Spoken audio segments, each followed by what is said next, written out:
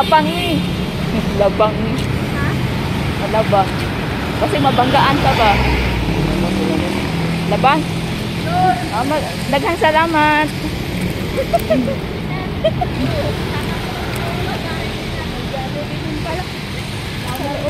Ha?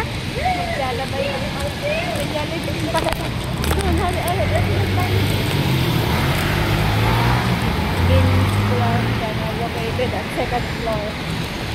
Maganda ba? Yan o, Titi. Ang ganda. Video.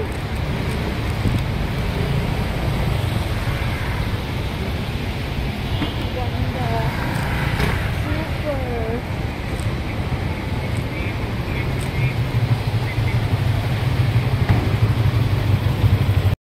So finally mga lakotsera, nandito na tayo sa Grand Canal or McKinley Hills. So ito po yung ang Grand Canal dito sa isa sa mga pinakamalaking mall dito sa Taguig City. So ayan mga lakotsera, hindi naman ang first time ako nakapunta dito. Ilang beses na ako nakapunta, pero nung the other year pa, pero medyo ngayon lang ako nakabalik kasi alam niyo na busy tayo. So ayun, gumala tayo with my kasama na kaibigan, kapitbahay, relatives. So medyo hindi tayo boring kasi may kasama tayo. So samahan niyo ako lakotsera sa ating pag-walking tour dito sa Grand Canal or McKinley Hills. So dami ding so gusto kong sumakay ng mga lakotsera, yung pambot-pambot na yun. Siguro yun yung kaya tinawag na Grand Canal kasi 'di ba dito may tubig o kanal. So siguro yun. Yan lang ang pagkakaano ko.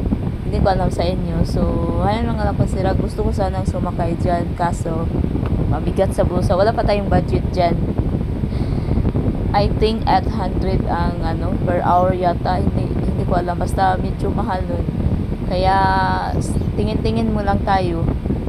Malay natin mga next year makasakay na tayo. So samahan niyo ako lakotsera, samahan niyo kami lakotsera sa ating pag-walking tour dito sa McKinley Hills sa Grand Canals. So madali lang puntahan dito.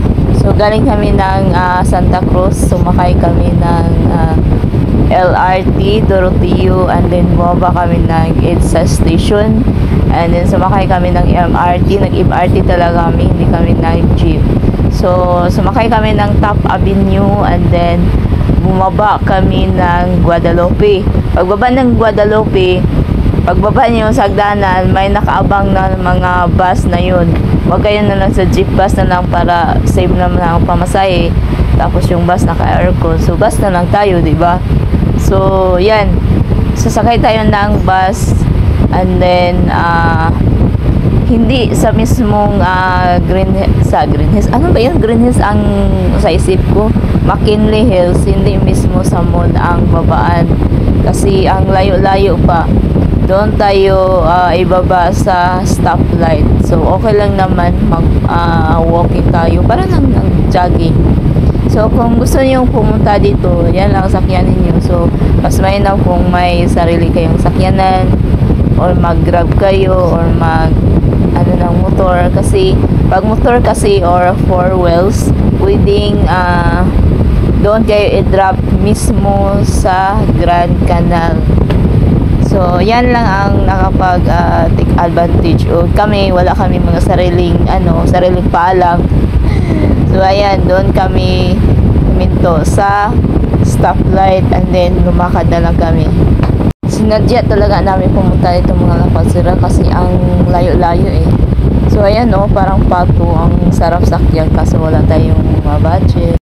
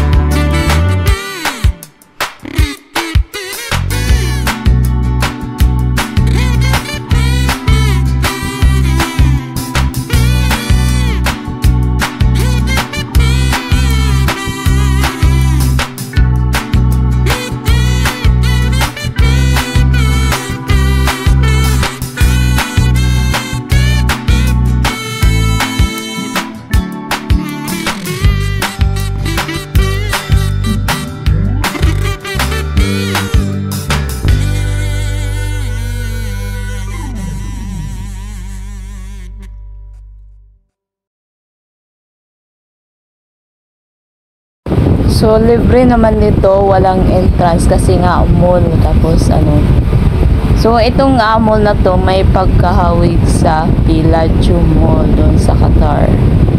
So medyo malayo-layo lang naman dito, parang tuyoonon or sadyain talaga kasi ang layo nandito sa Tagig, hindi ko alam. So kayo na lang maintindi.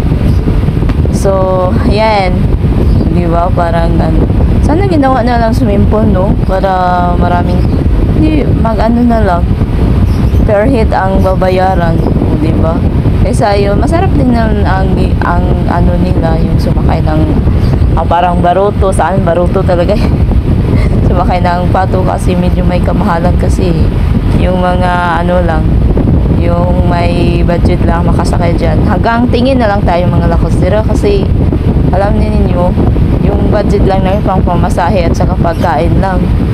O di ba ang laki-laking mall dito, pero may yung mga ano din dito, may medyo may kamano din.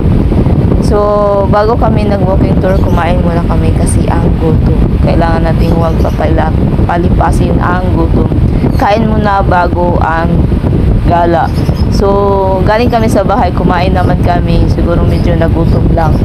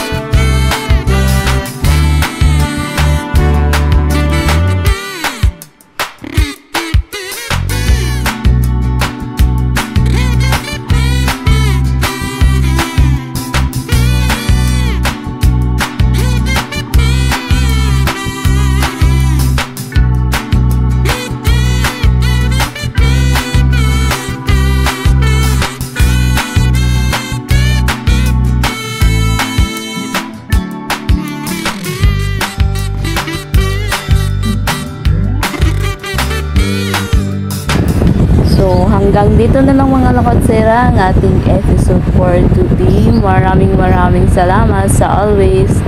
Thank you.